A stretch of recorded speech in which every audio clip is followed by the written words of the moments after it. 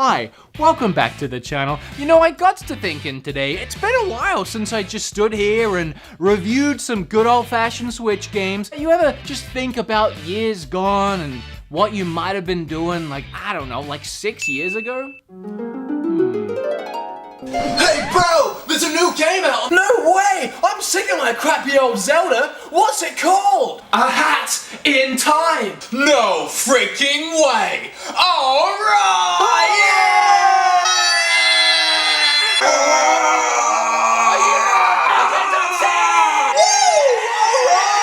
64!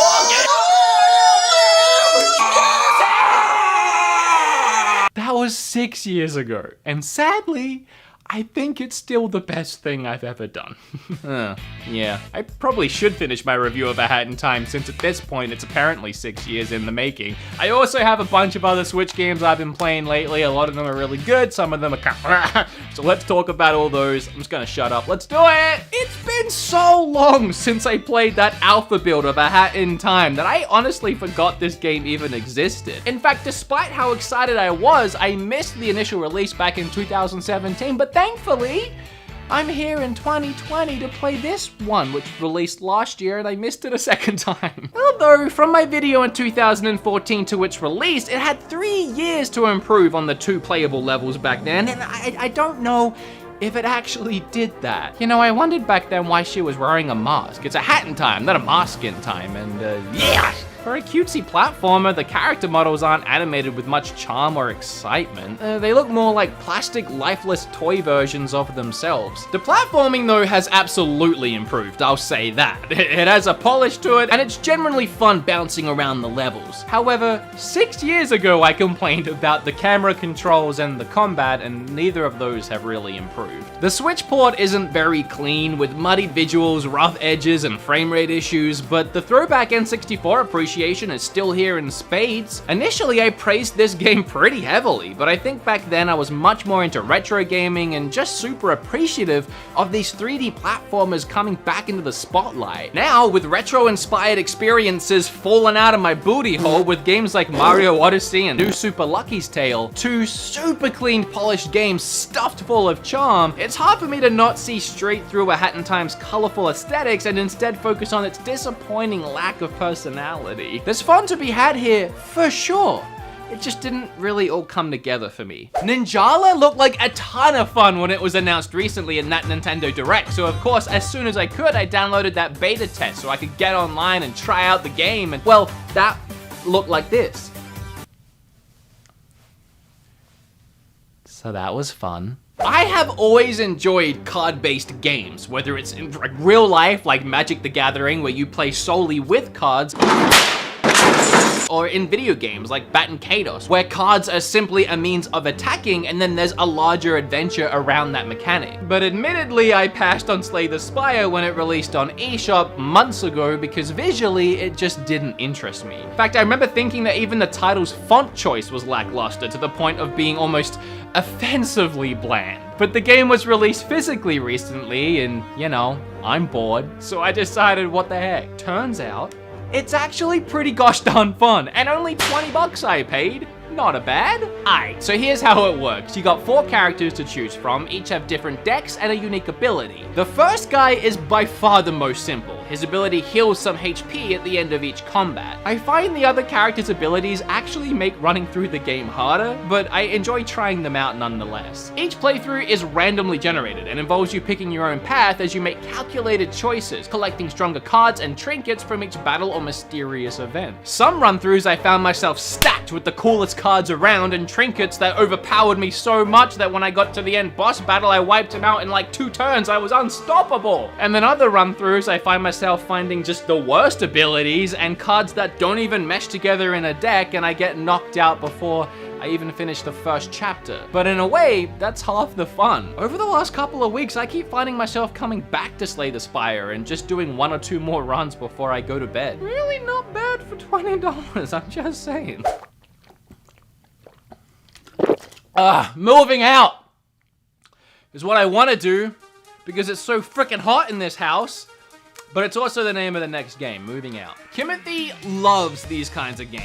She's a huge fan of Overcooked 2, another frantic couch co-op game developed by Team 17. And as much as I see the hilarity in multiple friends dealing with intentionally wacky controls and annoyingly designed levels during their weekend game nights, I can't help but get immediately frustrated whenever I try to join in on the fun. These kinds of games would have you think you are working together to complete a task, but really, they are designed in a way that have you more often than not unintentionally working against each other, blocking paths, somehow messing up the progress you just made, and trying not to passively aggressively yell over each other. That said, I was looking forward to playing Moving Out with Kim, because just trying to move furniture out of a house and onto a truck didn't seem as complicated or as annoying as completing an 8-step burger recipe in hot air balloons. No? No, it's just as annoying. Coordinating a team throw is a nightmare. Trying to fit everything into that truck without most of it spilling back out cost me many gray hairs, and by golly, I didn't think I'd ever compliment Overcooked, but at least with all those different recipes, when they're filling the screen, it keeps you guessing and just gives you something to do during the time limit. Here, it's just a 10-minute stint of moving furniture from point A to point B. As soon as each round starts, you know what needs to be done. It's just a matter of doing it. And look, mad respect to actual furniture removalists. You gotta be so fit, so buff to do something like that, but the job has just, it seems really boring, and surprise, it is. Maybe this game is just better left in a party setting. Dang, Mario Maker 2 is still a thing almost a year later, and here I was thinking the internet forgets about everything after a couple of days. Didn't we wait like 5 years for the Final Fantasy VII remake, and now it feels like it's come and gone in a couple of weeks? Whatever, I don't care. You can create maps now. That's pretty cool. Wonder where I heard that before. But you can still only make levels, not entire worlds, not actual Mario games, just levels. So honestly, my theory, my expectation is that if we do, and when we do get Mario Maker 3, the big addition to that will probably be World Builder. I see you, Nintendo. Apparently you see me. Well, cool. Cool. Good. Brutal honesty here. I loved my time with Mario Maker 2 a year ago, but I've moved on. But I'm really happy to see it still supported. You know, I'll say, I think it would have been way cooler if Nintendo just held off a couple years and announced Mario Maker 3 with complete world building and a ton of new elements.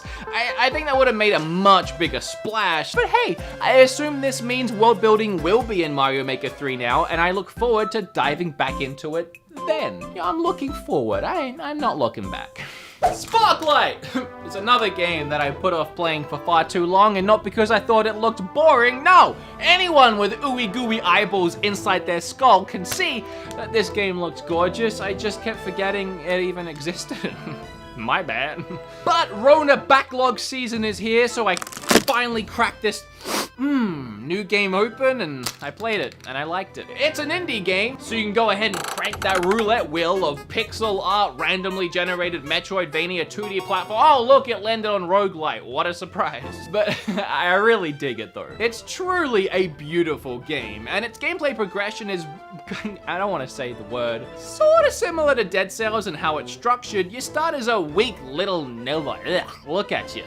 Disgusting. But the more you head out into the procedurally generated land and beat up baddies, the stronger and less gross you become. Collecting gems to build up your hometown, unlocking new abilities, and taking down the 4 big bosses around the world. It's a fun 8-ish hour adventure that, for its price, packs a decent punch.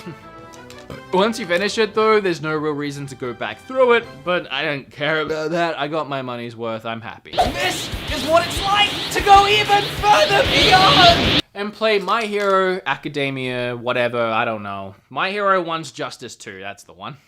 The sequel is just as good as the original, if not better. If you missed my review of I don't care. Well, this sequel improves on just about everything. Doubling the roster size over the original game, we now have over 40 playable heroes. The first game covered the first 2 seasons, and this one will take you through the recent 2 seasons, so spoiler alert, do yourself a favor and watch the anime first. If you haven't seen it, you just should. It's pretty good. The gameplay is even smoother with new moves and attacks for the characters. Visually, it's brighter, more vibrant and detailed. The game runs fast and furious with no frame rate issues and much faster load times than before. And as I said about the last one, it's just a joy to play. I'm still punting dudes' heads with Tenya and having a great time. So whether you want to play through the story of the anime and actually take part in some of the cool battles or just pit some of your favorite heroes and villains together in free play, this game is a good.